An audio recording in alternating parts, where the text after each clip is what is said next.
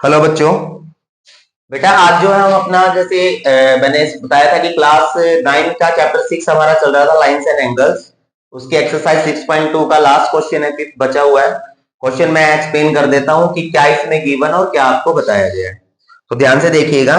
सबसे पहले क्वेश्चन में बोला है कि पी क्यू और R S are two mirror placed parallel to each other. ये दो मिरर है P Q and R S, और ये एक दूसरे के पैरेलल प्लेस किए गए हैं, रखे गए एक दूसरे के पैरेलल। आगे बताया an incident ray A B strike the mirror. और देखिए इस मिरर में जो है ये एक स्पेशलिटी ये है कि इन दोनों की बैक साइड, इसकी बैक साइड ऊपर है, इसकी नीचे है, मतलब फेस एक दूसरे की तरफ है मिरर का। ठीक है। और यहां पर बताया गया है कि ए एक पॉइंट है मेरे पास, यहां से एक टॉर्च को ऑन किया गया। तो जो टॉर्च की लाइट थी वो यहां से पी क्यू पर टकराई बी पॉइंट के ऊपर। मींस ए पॉइंट से जो लाइट की रे है वो कहां गई बी तक, और बी से टकरा के रिफ्लेक्ट हो गई और रिफ्लेक्ट होके इधर आ गई। साइंस में पढ़ा होगा ना रिफ्लेक्शन आपने। जी, तो वही है, ये यहां से रिफ्लेक्ट हुई और नीचे की तरफ आ गई, और यहां आर एस ट्राइंगल से सी पॉइंट पे टकराती है। और टकराने के बाद बच्चों यहां से ये इस तरीके से निकल जाती है पॉइंट डी तक। तो जो बताया गया है, ए से जो है बैटरी हमने ऑन की थी टॉर्च, यहां से रे गई लाइट की, बी से टकराई, बी से रिफ्लेक्ट होकर सी पे आ गई, सी से टकराकर रिफ्लेक्ट होकर डी पे चली गई। तो ये क्वेश्चन में आपको बताया गया है, गिवन। इसके बाद बच्चों जो आपको यहाँ प्रूव करना है, आपको प्रूव करना है कि जो ये ए बी साइड है वो सी डी के पैरेलल है। प्रूव कर दीजिए। जो ए बी साइड है वो सी डी के पैरेलल है। इस क्वेश्चन को जो है आपको प्रूव करना है। तो सबसे पहले जो हमारा फर्स्ट स्टेप होता है, हमें गिवन लिखना होता है। तो गिवन आप क्वेश्चन से पढ़कर लिख देंगे इसमें। हाँ जी, आप लिख देंगे P Q and R S two mirror placed parallel to each other. Question में सारी चीजें दी गई है वो आप लिख लेंगे। अब गिवन के बाद टू प्रूव, आपको जो प्रूव करना है बेटा, आपको क्या प्रूव करना है? आपको प्रूव करना है जो ए बी ये वाली रे है वो सी डी के पैरेलल है, इसको प्रूव कर दीजिए। क्लियर यहां तक? ओके, अब करना स्टार्ट करेंगे हम। तो क्वेश्चन करना स्टार्ट करने से पहले हमें यहां पर एक कंस्ट्रक्शन करना पड़ेगा। तो कंस्ट्रक्शन में लिखता हूं, देखिए ध्यान से। Draw B M parallel to C N. आपको बी से बी एन और सी से सी एन दो लाइनें ड्रॉ करनी पड़ेगी। और इन दोनों लाइनों की जो खासियत है, दोनों की जो स्पेशलिटी है वो ये है बच्चों की ये दोनों लाइन आपस में पैरेलल है। दोनों लाइन जो है वो आपस में पैरेलल है। तो ये आपको क्वेश्चन में यहां बताया गया है। तो कंस्ट्रक्शन था, सॉरी, तो ये कंस्ट्रक्शन था बी एम सी एन। एक स्पेशलिटी इसकी और है कि ये जो लाइन ड्रॉ की गई है, वेयर, जहां B M and C N are the bisectors of angle. तो पहले मैंने बीएम लिखा, तो बीएम इस वाले एंगल का बाइसेक्टर है, मींस ये एंगल इसके इक्वल है। तो angle A B C, angle A B C का बाइसेक्टर है। एंड जो सी एन है वो इसका बाइसेक्टर है, यहां पर इसका B C N, sorry B C D, इस वाले एंगल का। तो बी सी डी का कंस्ट्रक्शन समझ आया सभी को? दोबारा रिपीट कर रहा हूं, बी एम सी एन मैंने एक पैरेलल लाइन ड्रॉ की है दो ये, और ये बी एम जो है वो इस वाले एंगल को बाइसेक्ट करता है, और सी एन जो है बच्चों वो इसको बाइसेक्ट करता है। यहां तक क्लियर है? ओके, यहां मैं नेमिंग कर लेता हूं एंगल्स की, थोड़ा इजी हो जाएगा। एंगल 1 2 के इक्वल है, और एंगल नंबर 3 एंगल 4 के इक्वल है। तो करना स्टार्ट करते हैं सॉल्यूशन। आगे देखिए ऊपर सॉल्यूशन में हम देखते हैं बच्चों, मैंने देखा कि BM and C N, BM parallel है सी एन के बाय कंस्ट्रक्शन है, और जो ये बी एम सी एन बना हुआ है, बी एम सी एन बना हुआ है, इसके बीच में ट्रांसवर्सल लाइन है बीसी। ये रही बीसी, दिखाई दे रही होगी आपको। तो बीसी जो है ट्रांसवर्सल लाइन है, and BC is a transversal line.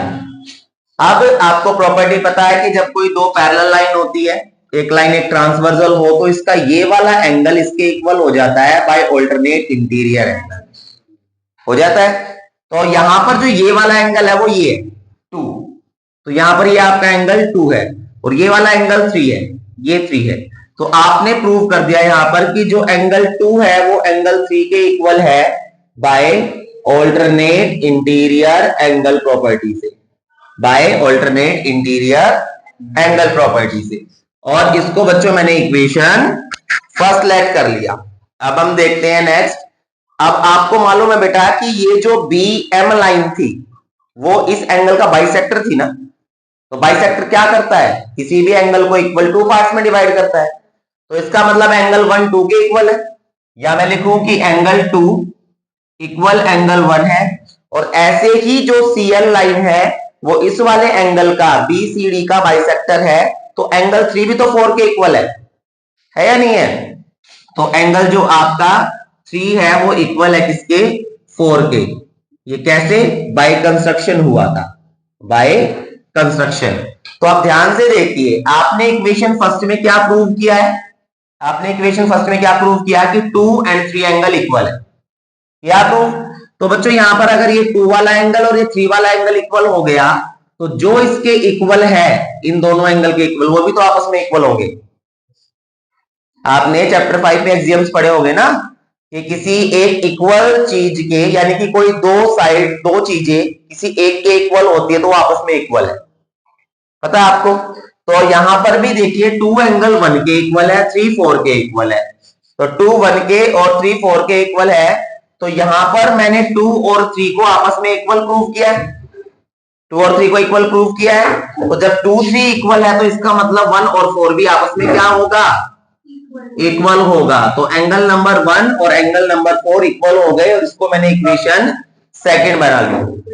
अब जो है हम क्या करेंगे, ध्यान से स्टेप देख लो। अगर इस स्टेप में आपको प्रॉब्लम है तो दोबारा आप देख सकते हैं। 2 और 3 आपस में इक्वल थे, तो जो एंगल 2 के बराबर है 1 है, और 3 के जो इक्वल है वो 4 है, तो 1 और 4 भी आपस में इक्वल होंगे। और इनका रीजन मैंने आगे लिख दिया, ये इक्वेशन सेकंड बना दी। समझ आ गए यहां तक सभी को, ओके।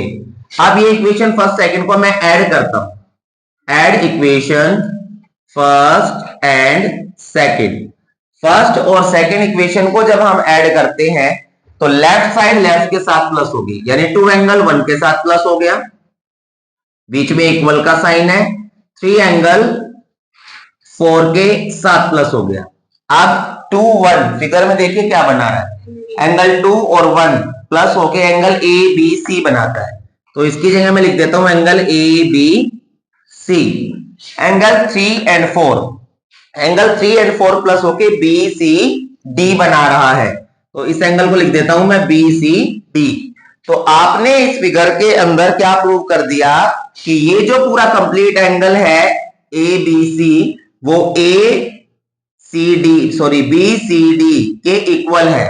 तो कुछ ये फिगर इस तरीके से नहीं बन गई बच्चों, मैं अगर आपको दिखाऊं, यहां पे बताता हूं, देखिए ये इस तरीके से फिगर बन गई है एक, और इसमें आपने ये वाला एंगल इसके इक्वल प्रूव कर दिया है। तो मींस ये जो दोनों एंगल है, इसने ये दोनों एंगल ऑल्टरनेट इंटीरियर एंगल्स की प्रॉपर्टी कंप्लीट कर रहे हैं ना, जेड बन रहा है ना। तो हम लिख देंगे यहां पर एक स्टेटमेंट कि these angles complete the property of alternate interior angles. मतलब कि ये वाला एंगल आपका ए बी सी और ये वाला एंगल बी सी डी, दोनों जो है बच्चों ऑल्टरनेट इंटीरियर एंगल की प्रॉपर्टी कंप्लीट करते हैं। तो आप मेरे को ये बताइए कि जो ऑल्टरनेट इंटीरियर एंगल होते हैं बच्चों, वो कैसी साइड्स के बीच में मिलते हैं। जब तक कोई साइड दो पैरेलल नहीं होगी, जब तक ऑल्टरनेट इंटीरियर एंगल नहीं बनेगा। तो मींस जब ये ऑल्टरनेट इंटीरियर की कंप्लीट कर रहे हैं प्रॉपर्टी, तो मींस ये दोनों साइड पैरेलल है, इसलिए ये ऑल्टरनेट इंटीरियर की प्रॉपर्टी कंप्लीट कर रहे हैं। हम लिख देंगे सो जो ए बी साइड है वो पैरेलल हो जाएगी सी डी के, एंड हैंस प्रूव्ड, यही आपसे पूछा गया था। समझ आया सभी को? एक छोटा सा रिव्यू दोबारा बता रहा हूं। क्वेश्चन में गिवन था पी क्यू आर एस, दो हमारे मिरर है जिनका फेस एक दूसरे की तरफ है और पैरेलल है ये दोनों। ओके, उसके बाद ए से एक टॉर्च ऑन की गई, टॉर्च से लाइट जाकर पी क्यू से टकराई और लाइट यहां बी से रिफ्लेक्ट होकर इधर आ गई आर एस की तरफ, और आर एस मिरर से ये सी पर टकराई और सी से सीधा डी की तरफ निकल गई। क्लियर है? आपको क्वेश्चन में बताना है जो ए बी सी डी रे है ये दोनों पैरेलल है, ये आपको प्रूव करके दिखाना है। इसके बाद हमने कंस्ट्रक्शन किया, मैंने बी एम और सी एन दो लाइनें ड्रॉ की जो आपस में पैरेलल थी। बी एम सी एन दो लाइन ड्रॉ की जो पैरेलल थी, और ये जो दोनों लाइनें हैं बच्चों, बी एम जो है वो इस वाले एंगल को ए बी सी को बाइसेक्ट करती है, मींस एंगल 1 2 के इक्वल है। ऐसे ही जो है बेटा सी एन जो लाइन है वो बी सी डी को बाइसेक्ट करती है, और वो ये एंगल 3 4 के इक्वल हो गया। यहां तक क्लियर? सॉल्यूशन में स्टार्ट करता हूं। सॉल्यूशन में मैंने लिखा बी एम और सी एन, ये मैंने बना भी रखा, देखो बी एम और सी एन दोनों साइडें पैरेलल है, और इसके बीच में बीसी जो लाइन है, ये बीसी वो एक ट्रांसवर्सल लाइन है। तो अगर ऐसी कंडीशन बनेगी तो इसका टू एंगल 3 के इक्वल हो जाएगा बाय अल्टरनेट इंटीरियर एंगल। मैंने इक्वेशन फर्स्ट बना दिया। उसके बाद मैंने देखा कि बाय कंस्ट्रक्शन मैंने क्या किया था, ये बाइसेक्टर है, बाइसेक्टर है, तो टू एंगल 1 के इक्वल है और 3 एंगल 4 के इक्वल है बाय कंस्ट्रक्शन। तो अगर जब 2 और 3 एंगल इक्वल है आपस में लेफ्ट हैंड साइड, तो राइट साइड भी इक्वल होगी, 1 और 4 भी इक्वल हो गया। इसको मैंने इक्वेशन सेकंड बना दिया। अब इसके बाद जो है हम इक्वेशन फर्स्ट और सेकंड को ऐड करते हैं। तो लेफ्ट साइड है एंगल 2 1, तो एंगल 2 और 1 को मैंने ऐड कर दिया, बीच में इक्वल का इक्वल साइन। इसके बाद एंगल 3 4 को मैंने प्लस कर दिया। अब देखिए 2 और 1 फिगर में क्या बनाता है, 2 और 1 प्लस होके बना रहा है ए बी सी, और 3 4 प्लस होके बना रहा है बी सी डी। ओके, तो मैंने इस पूरे एंगल को ए बी सी को बी सी डी के इक्वल कर दिया। तो मैंने देखा ये जो एंगल्स बने, ये कंडीशन कुछ ऐसी बन रही है यहाँ, जिसमें मैंने इस एंगल को इसके इक्वल प्रूव कर दिया। तो इसका मतलब ये दोनों एंगल जो है वो अल्टरनेट इंटीरियर एंगल की प्रॉपर्टी कंप्लीट कर रहे हैं। और अल्टरनेट इंटीरियर एंगल कैसे लाइंस के बीच में बनते हैं? पैरेलल लाइंस के बीच में, इसलिए जो ए बी साइड है वो सी डी के पैरेलल आ गया, हैंस प्रूव्ड। समझ आया सभी को क्वेश्चन? ठीक है बच्चों, अगर आप लोगों को भी कोई डाउट लगता है तो आप कमेंट कर सकते हैं। अगेन क्वेश्चन को दोबारा समझाने की कोशिश करेंगे इजी वे में। आई होप, वैसे तो कोई डाउट होगा नहीं आपको, ठीक है। और जो है बच्चों, वीडियो को लाइक कीजिए, शेयर कीजिए और सब्सक्राइब कीजिए चैनल को, ताकि ऐसे कंटेंट आपको आगे मिलते रहे। Thank you so much.